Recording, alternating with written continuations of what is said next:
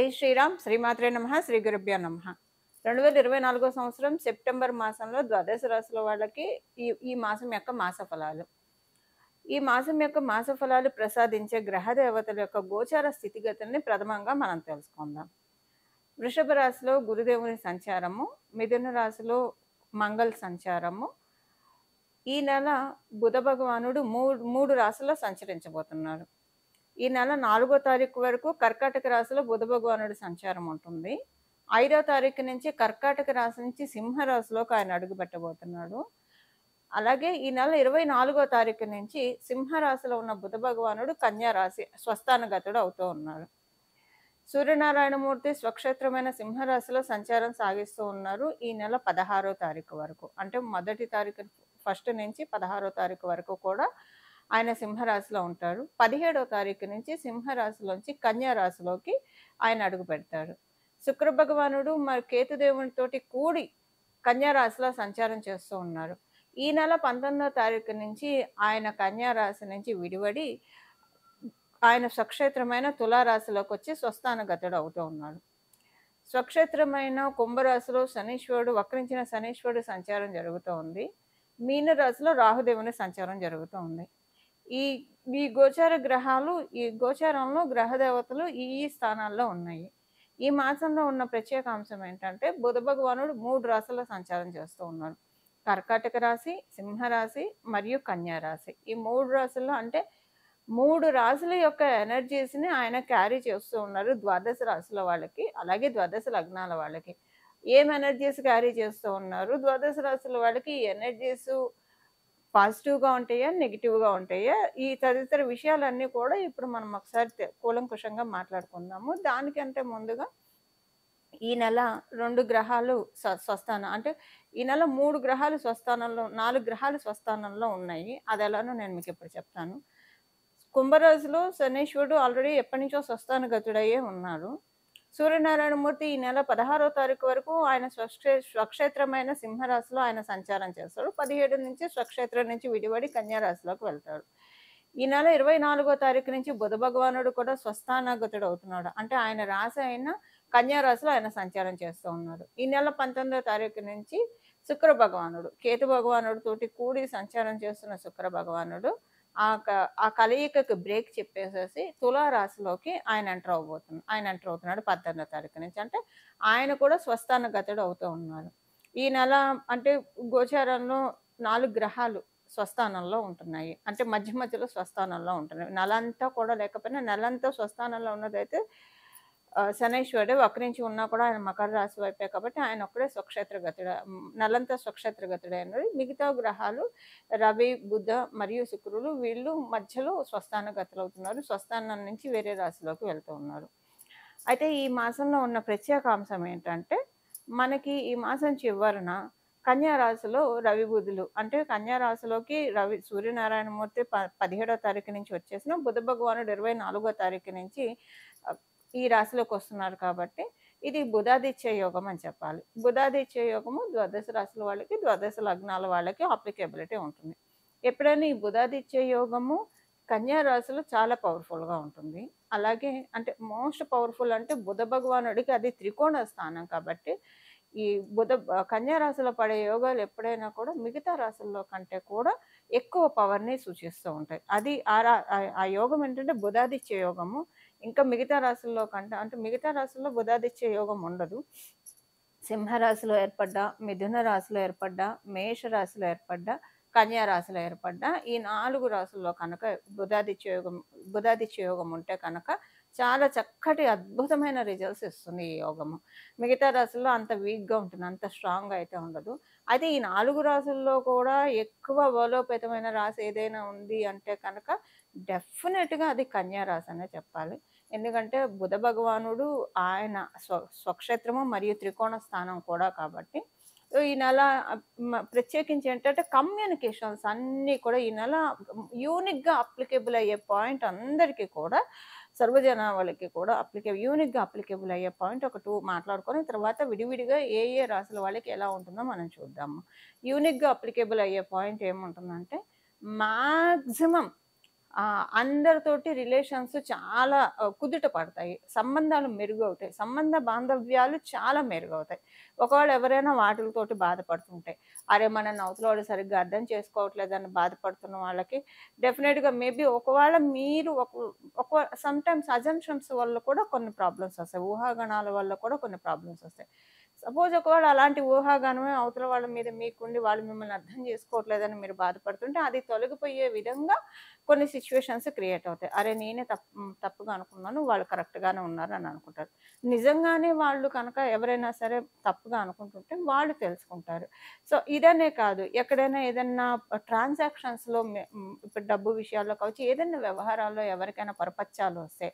అవన్నీ సెటరేట్ అవుతాయి. ఒక్క మాటలో చెప్పాలంటే అందరి మనసుల్లో ఉన్న పొరపచ్చాలన్నీ కూడా మాక్సిమం కట్ డౌన్ అవుతాయి. ఎప్పుడు కూడా ఇది కలియుగంలో మనం ఉన్నాం. ఏది 100% అయితే సాల్వ్ అయ్యే ప్రాబ్లమ్ ఉండదు. బట్ 70% సాల్వ్ అయ్యే ప్రాబ్లమ్స్ ఉంటాయి. ఆ 30% అనేది అనుభవించి తీరాల్సిందే. మనం ఏం చేయలేం. ఎంత గ్రహదేవతల ఆశీస్సులు మనకు అందిస్తూ ఉన్నా కూడా 30% అన్‌సర్టెనిటీ అనేది డెఫినిట్‌గా మన లైఫ్‌ని లీడ్ చేస్తూనే ఉంటుంది. అది కలిపురుషుడి యొక్క ప్రకోపం వల్ల. ఇక కొన్నిటికి మనం సరెండర్ అయితే కనుక మన లైఫ్ చాలా బాగా ఉంటుంది. సో, ఇప్పుడు నేను ఈ విషయం అంతా ఎందుకు చెప్తున్నా అంటే యూనిక్‌గా అందరి మధ్య మంచి సంబంధ బాంధవ్యాలు ఏర్పడతాయి. సో, వసుదైక కుటుంబకం అనే నానుడిని నిజం చేస్తున్నా అన్నట్లు ఈ మాసం చివరి నుంచి మనకి కొనసాగుతుంది. అంటే 24 తారీఖు నుంచి ఇప్పుడు నేను చెప్పిందంతా 24 తారీఖు నుంచి అప్లికేబిలిటీ ఉంటుంది. బట్ 17 తారీఖు నుంచి కూడా దీనికి కర్టెన్ రైజర్ అని చెప్పాలి ఈ విషయానికి. ఇది అందరికి యూనిక్‌గా అప్లికేబిలిటీ ఉంటుంది. అదొక పాయింట్. అండ్ సెకండ్ థింగ్ ఏంటంటే అందరికీ కూడా మీరు అనుకుంటున్న కోరిక ఏదైతే ఉందో అంటే ఫైనాన్షియల్‌గా కావచ్చు, ఒక గృహం ఏర్పరచుకుందామని కావచ్చు, లేదంటే చదువుకోవాల్సిన వాటిల్లో కావచ్చు. ఇలా దేంట్లో అయినా సరే మీరు అనుకున్న వాటి విధంగా మీకు అవ్వకపోతూ ఉంటే, ఈ మాసం దానికి తదనుగుణంగా మీరు ఏ పనులు చేస్తే మీరు అనుకున్న గోల్స్‌ని, మీరు అనుకున్న టార్గెట్స్‌ని మీరు రీచ్ అవ్వగలుగుతారో, అలాంటి వాటిలకి గేట్‌వేస్ ఈ మాసం 17వ తారీఖు నుంచి ఓపెన్ అవుతాయి. ఇది ద్వాదశ రాశుల వాళ్ళకి, ద్వాదశ లగ్నాల వాళ్ళకి అందరికీ యూనిక్‌గా అప్లికేబుల్ అయ్యే పాయింట్స్ ఇప్పుడు నేను చెప్పినది. ఇప్పుడు మనము అసలు ఏ రాశి వాళ్ళకి ఈ మాసం అంతా ఎలా ఉంటుంది? అన్ని రాశుల వాళ్ళకి ఈ మాసం అంతా ఎలా ఉంటుందో మనం ఇప్పుడు చూద్దాము. వృషభ రాశిలో పుట్టిన వాళ్ళకి ఈ మాసం చాలా చక్కటి గోచార గ్రహ స్థితులు ఉన్నాయి. ఈ మాసం 19వ తారీఖు నుంచి మీ రాశ్యాధిపతి అయిన శుక్రాచార్యుల వారు స్వస్థాన గతుడవుతూ ఉన్నారు. సో, ఏంటంటే మీకు గత నెల మధ్యాహ్నం నుంచి గత నెల చివరి నుంచి ఈ నెల 16వ తారీఖు వరకు కూడా కొంచెం టెన్షన్ ఫుల్‌గా అనిపించినా, ఆ తర్వాత నుంచి రిలాక్స్ అయిపోతారు. ప్రశాంతంగా ఉంటుంది. ఎప్పుడెప్పుడైనా ఒకసారి బాగా కడుపులో నొప్పొచ్చిందనుకోండి, అది తగ్గిన తర్వాత హాయిగా ప్రశాంతంగా అనిపిస్తుంది. సో, అలాంటి రిలీవ్‌నెస్ ఈ మాసం 16వ తారీఖు నుంచి మీ వృషభ రాశిలో పుట్టిన వాళ్ళందరికీ ఉంది. ఇప్పుడు మనం సెగ్మెంట్ వైస్ అందరికీ ఎలా ఉంటుందో ఈ మాసం మాట్లాడుకుందాము. అందరికీ ఎలా ఉంటుందో ఈ మాసం మాట్లాడుకోవడానికి ముందుగా ప్రథమంగా నేను గృహిణుల నుంచి స్టార్ట్ చేస్తాను. గృహిణులు గృహలక్ష్ములు. వాళ్ళు వాళ్ళ ధర్మాన్ని వాళ్ళ అంటే చాలా పనులు చేస్తూ కుటుంబాన్ని నిలబెట్టే ఒక మంచి పొజిషన్ వాళ్ళు తీసుకున్నారు. అంతకు మించిన పెద్ద పొజిషన్ ఏమి ఉండదు. సో, అలాంటి పొజిషన్‌ని చక్కగా నిర్వర్తించే గృహలక్ష్ముల గురించి మొదట మనం మాట్లాడుకుందాం. అంటే ఆడవాళ్ళ గురించి మాట్లాడుకుందాం మొదట. ప్రత్యేకించి గృహిణుల గురించి. ఆడవాళ్ళలో కూడా ఉద్యోగం, వ్యాపారం చేసేవాళ్ళు కాకుండా గృహిణుల గురించి మాట్లాడుకుందాం. మళ్ళీ అక్కడ మీకు కూడా వర్తిస్తుంది. మీరు ఉద్యోగం, వ్యాపారం చేసి వచ్చినా మీరు ఇంటికొచ్చాక మీ ఇంటికి మీరే కదా గృహలక్ష్మి. మీ ఇంటికి మీరే కదా మహారాణి. సో, మొదటగా మనం ఆ యాస్పెక్ట్‌లో ఇంట్లో ఒకవేళ మీరు ఉద్యోగం, వ్యాపారం చేసేవాళ్ళని ఇంట్లో మీకెలా ఉంటుందో మనం మాట్లాడుకుందాం. గృహిణులకి ఈ మాసం అంతా కూడా చాలా చక్కటి శుభ సమయము. పుట్టింటి వారి అనుకూలత ఎక్కువగా ఉంటుంది. మీ తండ్రి గారి నుంచి ఒక గుడ్ న్యూస్ అన్నా వింటారు. లేదా మీ తండ్రి గారికి మంచి శుభ సమయం అని చెప్పాలి. ప్రాపర్టీ పరంగా కూడా మీకు అనుకూలంగా ఉంటుంది. అంటే మీ హస్బెండ్ కానీ, లేదా మీ పిల్లలు కానీ ప్రాపర్టీ పరంగా ఏమన్నా ప్రయత్నాలు చేస్తూ ఉంటే, ఇప్పుడు మీకున్న గోచార గ్రహస్థితులు వాటికి చక్కగా గ్రీన్ టిక్ పెట్టేస్తున్నాయి కాబట్టి, వాటిల్లో చక్కగా ఉంటుంది. మీకు ఆనందంగా చక్కగా వెళ్తుందని చెప్పొచ్చు. ఇది అండ్ ఇంకొకటేంటంటే ఆలోచనలన్నీ కూడా చాలా బాగా ఉంటాయి. ఫస్ట్ 16 రోజులైతే కొంచెం లైట్‌గా పానిక్ అయినట్లు, లైట్‌గా ఆలోచనలన్నీ కూడా రకరకాలుగా ఆలోచనలొస్తాయి. మిమ్మల్ని భోజనం చేయనీదు, ఆలోచన నిద్రపోనీదు, ఇలాగ మీకు కొంచెం రకరకాలుగా అనిపించినా సరే, ఈ మాసము 16వ తారీఖు వరకు పోయిన నెలతో కంపేర్ చేస్తే 50% అది కట్ డౌన్ అయిపోతుంది. ఈ మాసం 16వ తారీఖు నుంచి కంప్లీట్‌గా అది కట్ డౌన్ అయిపోయి ప్రశాంతంగా ఉండే విధంగా మీకుంటుంది. ఇది గృహిణులకి ఈ మాసంలో ఉన్న ఫలితాలు. ఇక మనం సెగ్మెంట్ వైజ్ చెప్పుకుందాం. మొదటగా మనం ఉద్యోగస్తుల గురించి మాట్లాడుకుందాం. ఉద్యోగస్తులందరికీ కూడా ఈ మాసము అనుకూలమైన ఫలితాలని సూచిస్తూ ఉన్నాయి. కాకపోతే ఉద్యోగస్తులకి ఎంత అనుకూలంగా ఉన్నా సరే, మీ క్రెడిట్ అవతలోళ్ళు లాక్కోవాలని ప్రయత్నిస్తారు. అంతర్గత శత్రువులతోటి బాగా పోరాడతారు. గత 2 నెలలుగా ఇదే జరుగుతూ ఉంది. వృషభ రాశిలో పుట్టిన ఉద్యోగస్తులందరికీ కూడా లింగ భేదం లేకుండా, వయోభేదం లేకుండా ఈ మాసము కూడా కొంత అదే కంటిన్యూ అవుతుంది. కాకపోతే కొంచెం 16వ తారీఖు నుంచి కొంత ఊరటైతే వస్తుంది. కానీ పూర్తిగా రాదు. వర్క్ ప్లేస్‌లో ఏం జరుగుతుంది? ఏంటి? ఏమీ అర్థం కాదు. అంతకుముందున్న సిట్యుయేషన్స్ ఒక రకంగా ఉంటే, ఇప్పుడు మీకు సిట్యుయేషన్స్ అన్నీ కూడా అంటే ఒక 1 మంత్ నుంచి ఇది స్టార్ట్ అయిందని చెప్పాలి. లాస్ట్ మంత్ నుంచి కొంత టెన్షన్‌ఫుల్‌గా ఉంటుంది. కానీ ఈ నెల 16వ తారీఖు నుంచి వాటన్నిటి నుంచి మీరు రిలీవ్ అవుతారు. ఆహ్, చాలా ప్రశ్నలు మీలో మీకు పుడుతూ ఉంటాయి. ఏంటిది? ఇక్కడ చేయడం, ఇక్కడ వర్క్ చేయడం కరెక్టా? వేరేది చూసుకోవాలా? వేరే దానికెళ్ళినా ఇలానే ఉంటుందా? ఏం అర్థం కాదు. అందరితో ఉంటూనే ఉన్నట్లుంటారు. అంతా బానే ఉన్నట్లుంటుంది. ఆనందంగానే మీరు ఉద్యోగానికి వెళ్ళొస్తుంటారు. బట్ ఏదో ఒక తెలియని ఇన్‌సెక్యూరిటీ మిమ్మల్ని సబ్‌కాన్షియస్ లెవెల్‌లో పీకేస్తూ ఉంటుంది. అక్కడ మీకు అంటే బ్యాక్ ద స్క్రీన్ జరిగే కొన్ని విషయాలు మీకు మీరుగా అంచనా వేయడం వల్ల కావచ్చు, లేదా ఎవరైనా మీకు చెప్పడం వల్ల కావచ్చు, ఇలా అనిపిస్తూ ఉంటుంది. మరి ఏదేమైనా సరే భగవంతుడి కృప మీకు చక్కగా ఉంది. మీ రాష్ట్రాధిపతి స్వస్థానగతుడు అవుతున్నాడు.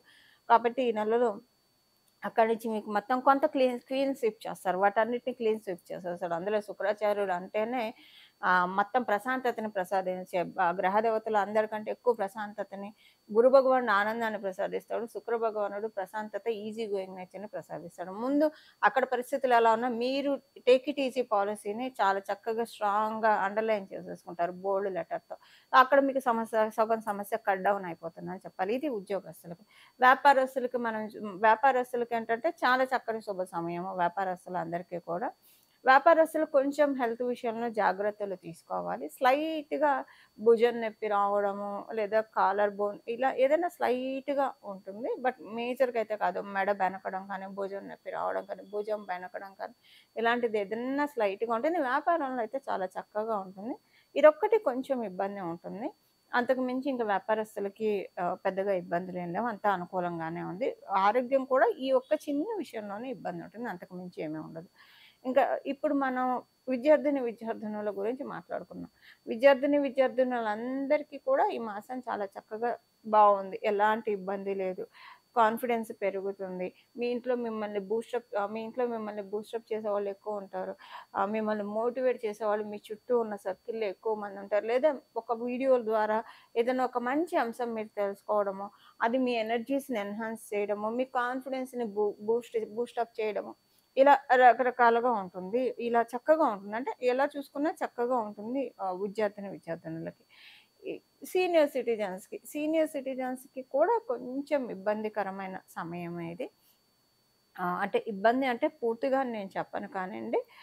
వాళ్ళకి ఏ విషయంలో ఇబ్బంది ఉంటుందంటే కొంచెం ఆస్తిపరంగా ఏమన్నా ఒకవేళ మీకు డీలింగ్స్ ఉంటే వాటి పరంగా ఇబ్బందులుంటాయి. ఒకవేళ మాకు ఆస్తిపరంగా అసలు డీలింగ్స్ ఏం లేవు అంతా మామూలుగా ఉంది అనుకుంటే ఈ పాయింట్‌ని మీరు ఇగ్నోర్ చేయండి. సీనియర్ సిటిజన్స్‌కి ఎలాంటి ఇబ్బంది లేదు. ఒకవేళ ఆస్తి ప్రాపర్టీస్ ఏమన్నా లావాదేవీలు జరుగుతూ ఉంటే దాని పరంగా కొంత ప్రతికూలతలు ఈ సమయంలో ఎదుర్కొంటారు.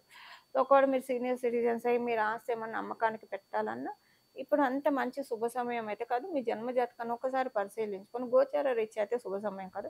మీ జన్మ జాతకం స్ట్రాంగ్‌గా ఏం ప్రాబ్లమ్ లేదని దీన్ని నెగెట్ చేస్తూ ఇండికేట్ చేస్తుంటే అప్పుడు మీకు ఒకసారి మీరు పరిశీలించుకొని మీరు ప్రొసీడ్ అవ్వచ్చు. ఇదొక్క విషయంలో తప్పించి సీనియర్ సిటిజన్స్‌కి ఆరోగ్యపరంగా బావుంది. అన్ని విషయాల్లో బాగా ఉంది. ఇది ఈ మాసం యొక్క రాశి ఫలితాలు వృషభ రాశి వాళ్ళకి. ఈ మాసం చేసుకోవాల్సిన పరిహారం వచ్చేసేసి బుధాదిత్య యోగం కన్యా రాశిలో మనకి జరుగుతోంది. అందులో మనకి ఈ నెల 19వ తారీఖు నుంచి శుక్ర భగవానుడు కూడా స్వస్థాన గతుడు అవుతూ ఉన్నాడు తులా రాశికెళ్ళి. ఆ రాశిలో ఆయన చాలా కంఫర్టబుల్‌గా ఉంటాడు. వృషభ, తులా రాశులు, మకర, కుంభ రాశుల్లో ఆయన డెఫినిట్‌గా కంఫర్టబుల్‌గా ఫీల్ అవుతాడు.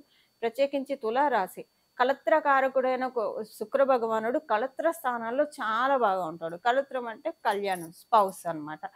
ఆడవాళ్ళైతే మగవాళ్ళు కళత్రం అంటారనమాట. కళ్యాణం అనమాట. కళ్యాణ కారకుడు, కళత్ర కారకుడు, స్పౌస్ అని చెప్పాలి. సో, కళత్ర స్థానం మనకి సహజ కాలపురుషుడి కుండలిలో కళత్ర స్థానం చాలా బలంగా ఉంది. సో, శుక్ర భగవానుడు తులారాశిలో చాలా యాక్టివ్‌గా ఉంటాడు. అయితే ఇప్పుడు మనం బుధాదిత్య యోగము, అలాగే సప్తమ స్థానంలో శుక్రాచార్యుల వారి సంచారము. ఇది ఒక రకంగా మనం తెలుసుకోవాలంటే పంచమహాపురుష యోగాల్లో ఒకటైన మాలవ్య మహాపురుష యోగానికి కూడా ఇది కర్టెన్ రైజర్ అవుతుంది. అయితే ఏ ఏ ఏ ఏ విషయాల్లో మనం కనుక ఏ పరిహారం చేసుకుంటే అంటే మనం ఏ ప్రక్రియ చేస్తే ఈ యోగాలు మన జన్మ జాతకంలో ఉన్నా లేకపోయినా మనం తాత్కాలికంగా గోచరంలో వచ్చే యోగాల్ని మనం ఒడిసి పట్టుకోవచ్చు. మనం ఇప్పుడు ఒకసారి చూద్దాము.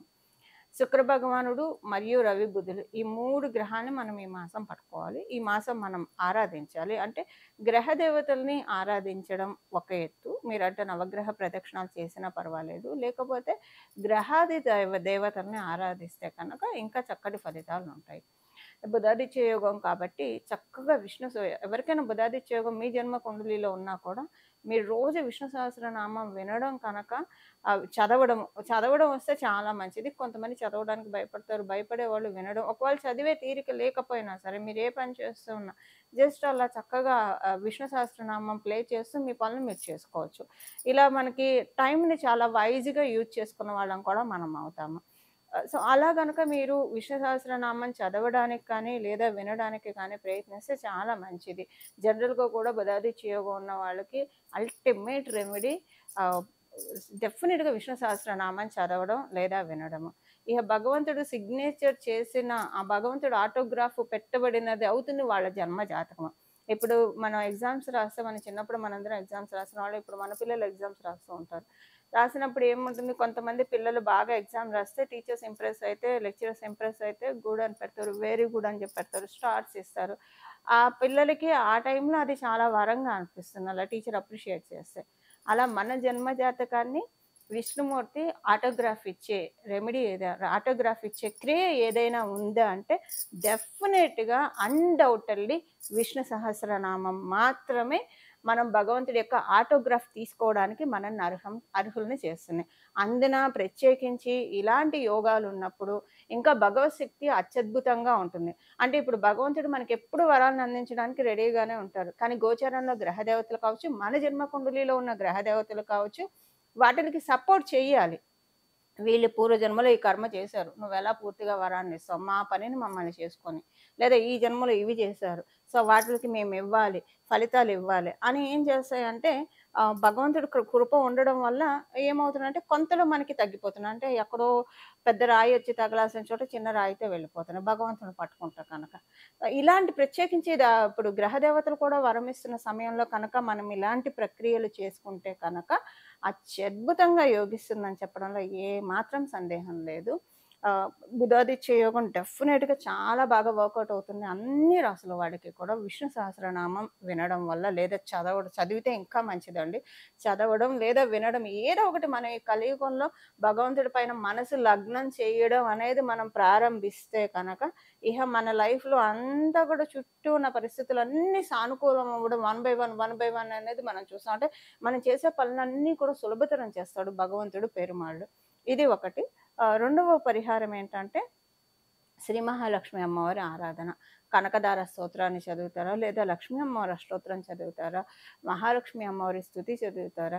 ఏదైనా పర్వాలేదు. లక్ష్మీ అమ్మవారికి సంబంధించినవి ఏదైనా నామాల్ని చదవడానికి ప్రయత్నించండి. లేదా కనీసం ఇందాక చెప్పినట్లు వినడానికైనా ప్రయత్నించండి. ఏదైనా కూడా మనకి చక్కటి ఫలితాన్నిస్తుంది. బుధాదిత్య యోగం ఇప్పుడు చాలా పవర్‌ఫుల్‌గా ఉంది. ఇప్పుడు ఉన్న బుధాదిత్య యోగం ఇంకా పవర్‌ఫుల్‌గా ఉంది. దీని గురించి నేను ఇంకొక సెపరేట్ వీడియో కూడా చేస్తాను. అందులో కూడా మీకు చక్కగా మొత్తం వివరాలు నేను చెప్పడానికి ప్రయత్నం చేస్తాను. ప్రస్తుతానికైతే ఈ మాసము విష్ణు సహస్రనామం చదవడము, అలాగే మరి అయ్యవారిని పూజించినప్పుడు అయ్యవారి వక్షస్థలంలో ఉన్న అమ్మవారిని కూడా మనం పూజించాలి కదా! అలా శ్రీ మహాలక్ష్మి అమ్మవారి సహస్రనామం చదవడం కానీ, వినడం కానీ, లేకపోతే మహాలక్ష్మి అమ్మవారికి సంబంధించిన ఏదైనా స్తుతి చేయడం వల్ల మనకి చాలా చక్కటి శుభ ఫలితాలొస్తాయి. ఈ విధంగా మనం అందరం కూడా భగవంతుడిచ్చిన ఈ కాలాన్ని చక్కగా సద్వినియోగం చేసుకుంటూ నిత్య దైనందిన జీవితంలో మన కర్తవ్యాల్ని, మన బాధ్యతల్ని మనం నిర్వర్తిస్తూ భగవంతుడి యొక్క పాదాల్ని మనం పట్టుకుందాము. మనందరం కూడా జీవన్ముక్తులం అవ్వడానికి ప్రయత్నిద్దాం. మంగళం. నమో భగవతే వాసుదేవాయ.